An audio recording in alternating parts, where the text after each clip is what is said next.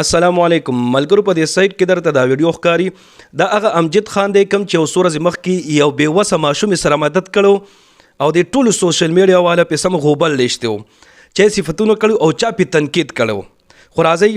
نن د یو بابا سره مدد کړی دی او څومره بهترین انداز کې ورسره مدد کړی دی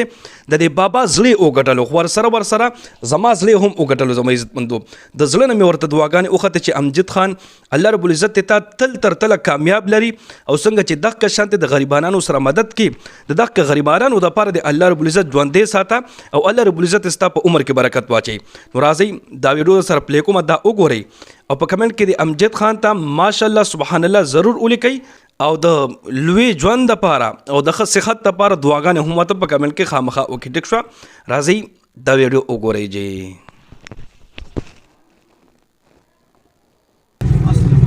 څنګه دا په دې تندې چې میلا سي خدا سه کنه په دې اندازو لګو چې خپه ما دا د مې بابا ته आवाज کوم ورته سره خپل غم لک شریک کوم بابا پلندو کې سره خبره ختمه پټورا نه چواله مقبول نه را ترنګو کوی ملمانه راغلی فیر وړه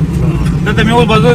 چا ته بوې مجیره کړه دراسه کوم مې دی بابا ته بویم کو کړه دراسه کوم دربه کوم در سرواړې 200 په په وړم بابا چې څومره له وسه کیږي را لراکا کارا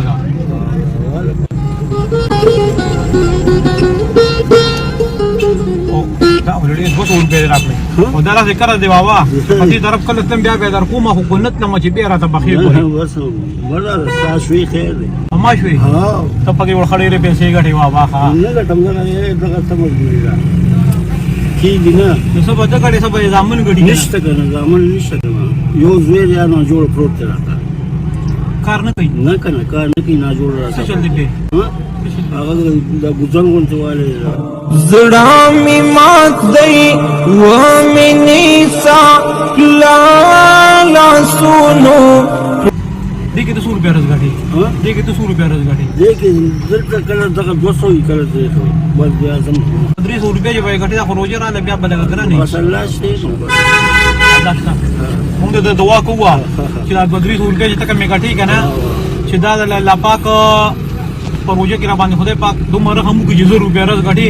چې کم از کم یو 200 روپے میاشت په پیدا کې پروژه کې کنه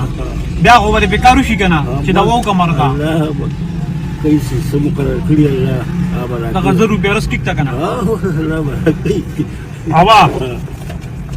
دا بشک الله درکې زر لزر شل زره ډیر زره دا ستا د روجي د ټول میاشت تعالی الله پاک درکړي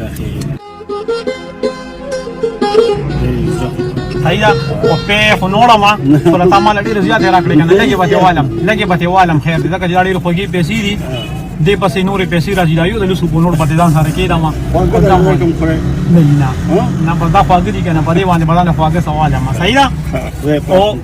او روجو مال په خپل دی رګي او یو خبره به بشته نشته کنه مړه د بس یو ځای او درې مليون ها درې نیم د کور کې نو دا چې اوس ته غیته وې چې دا زما یو بچی راغلی و او هغه سره چې کوم دی داسې کار وکړو کنه نغي پر د وې دا موږ څنګه ورو چې موږ سره نه راکړي نو دا خويندې سبا پکې سپیشل کوو درې دي کنه دا درې سپیشل دا خويندو او ورته وې چې دا د غرور راکړي چې دا په خويندو له ما طرف ورسه بالکل ټیک دا خوشاله